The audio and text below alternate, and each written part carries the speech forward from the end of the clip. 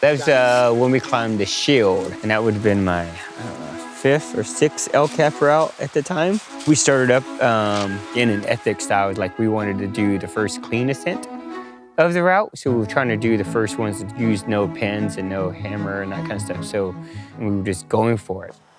After numerous days of being portal edge bound, one thing we did do is we made it to Chicken Head Ledge, which is this ledge.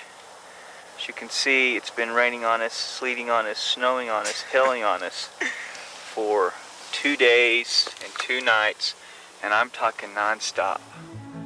And then the skies just unleashed on us.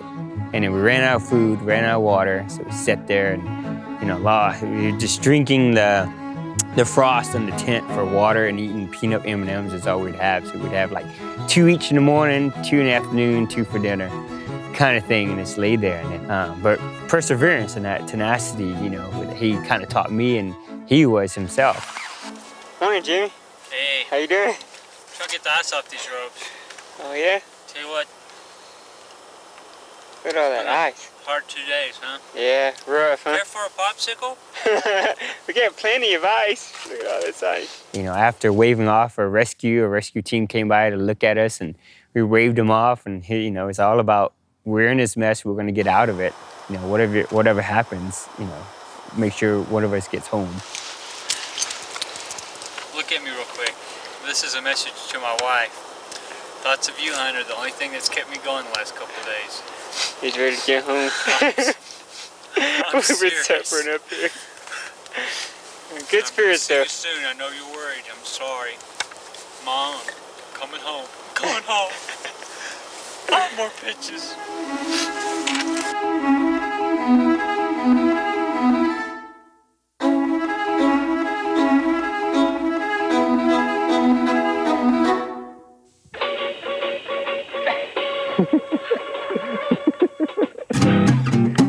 Kind of loony in the morning.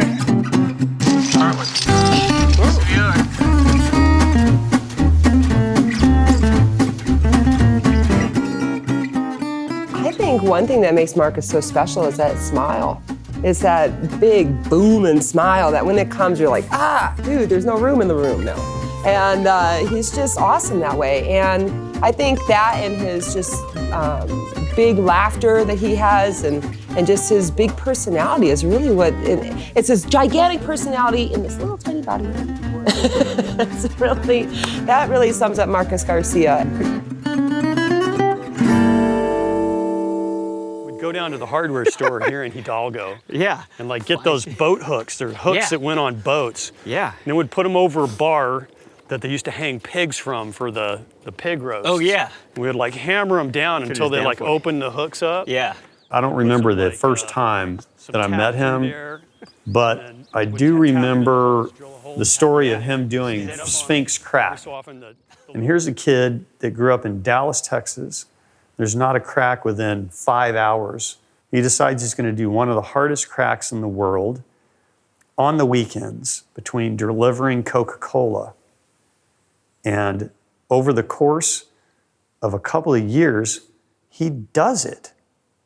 That's not supposed to happen, man. It'd be like me saying, I think in 2020, I want to do figure skating in the Olympics. That's what it's like to do Sphinx crack from Dallas, Texas, in 1990 or whatever it was. The stamina and the perseverance that it took to do that, and then the raw talent to pull it off. That was wow, he's committed, he's brave, and he's good. All right. Counter do fast before I forget. A mentor could be almost like a teacher in that they show you how to live.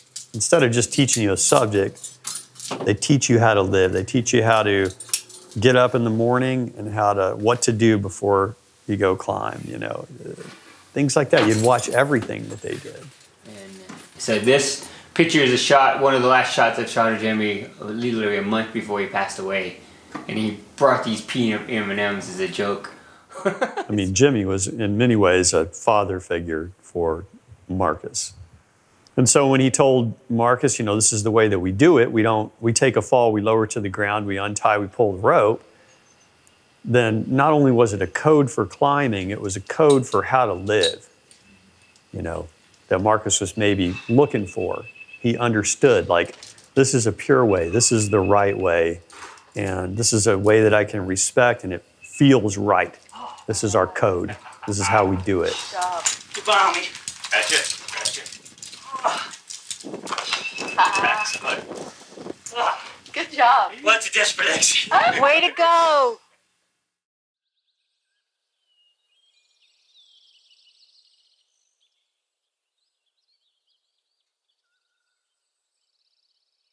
I remember when I got the phone call, I was actually in Dallas, and I remember getting the phone call, like, and I called my wife then at the time and told her, like, you know, Jimmy's dead, I've got to go find him.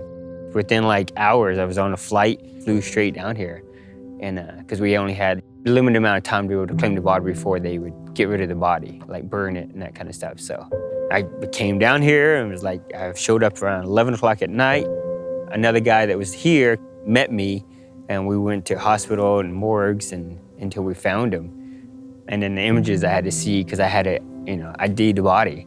It was unidentified by the face. It was by a scar. I had to ID a scar that he had. Yeah, it was hard. Yeah. The other day when we did the climb that Jimmy died on, the scariest ride in the park, that thing, but I knew it was going to be emotional for Marcus. I knew that he was going to really feel it deeply, just like he does everything.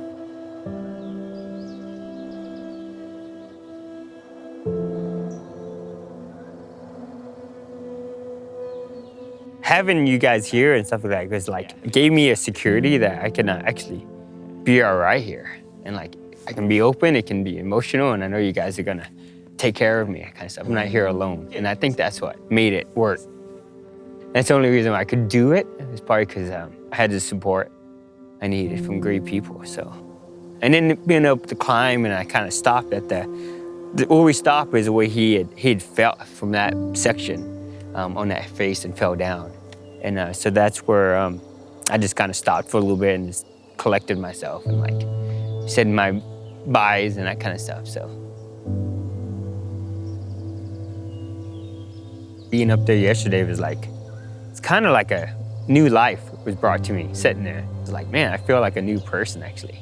So I've been holding that for years. I haven't told anybody like the experience I had to have and what I had to go through and for years. It took me 10 years to be able to even talk about it.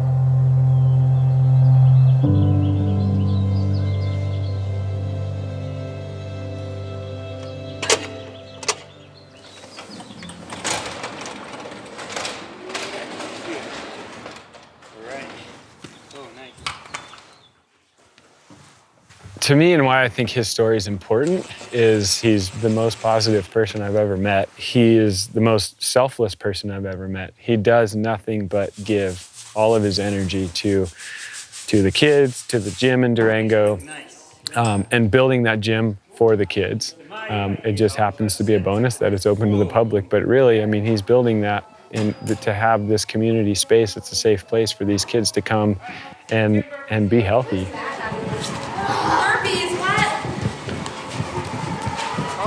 Hard, easy. You're just warming up right now.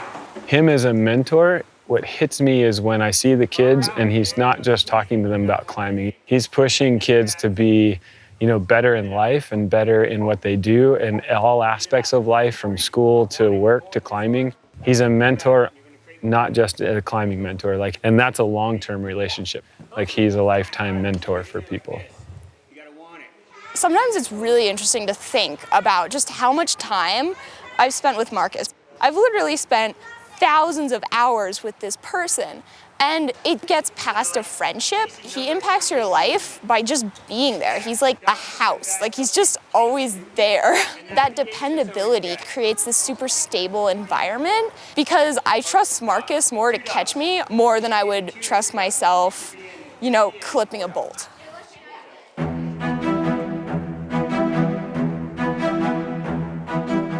passion that they have is kind of what really drives me. It's more the passion. I don't really care what they do in comps. I really care about how they see their lives, you know, in the future. Oh, this is kind of how I felt when I would go with Jimmy, and like really like it was pretty empowering.